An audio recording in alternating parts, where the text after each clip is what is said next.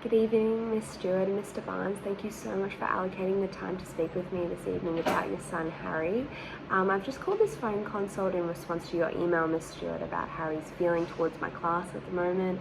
And the goal of this is just for me to outline my plans for Harry, as well as to keep you in the loop and gain some insight from you, as the three of us are key stakeholders in Harry's success and enjoyment at school. Harry's an extremely bright kid. His academic performance is that of a year level above what we expect from him. So it clearly shows me that he's able to engage with some of the content we've been learning so far. He's also really good at recognizing when he's becoming overwhelmed and he needs to try one of his self-management techniques, whether that be taking himself to the student hub or putting on his noise-cancelling headphones when he needs to. Although the main areas I'd like to discuss with you tonight are just regarding some of the difficulties that Harry seems to be having in the classroom lately. He's struggling to be organised with planning, and he sometimes struggles with engaging in the class, which is an issue because we don't want him missing out on any important information that's helpful to him in assessment or even just in general learning. It's great to see that he's enrolled in the social skills program this term. However, I do also recognise that his social skills at this point may not quite be adequate for the amount of group work that the class is currently undertaking. He also seems to be becoming overwhelmed more frequently than previously, as you suggested in your email, Miss Stewart, and is struggling to complete a lesson without needing to go use his self-regulation techniques.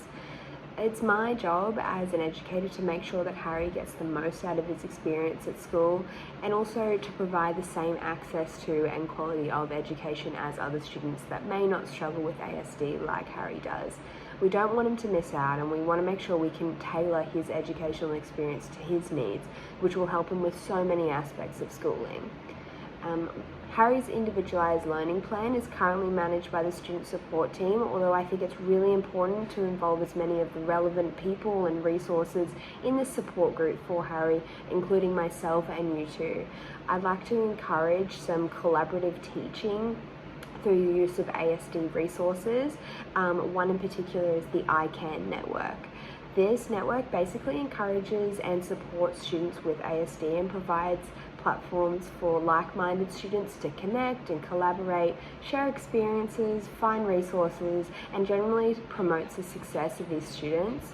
I think accessing this network would not only be very beneficial to Harry in his development with social skills, as he can learn from peers that may face similar difficulties at school.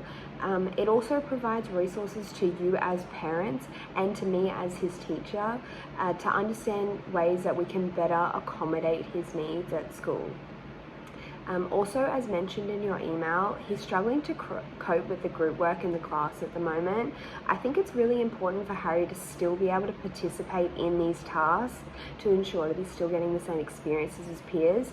The tasks just need to be scaffolded to him. I've organised for a learning support team, with the learning support team for Harry and his group to be able to leave the classroom during this allocated collaboration time and to complete their work in a private, quiet study room that's free from all the distracting and overwhelming background noise of a classroom.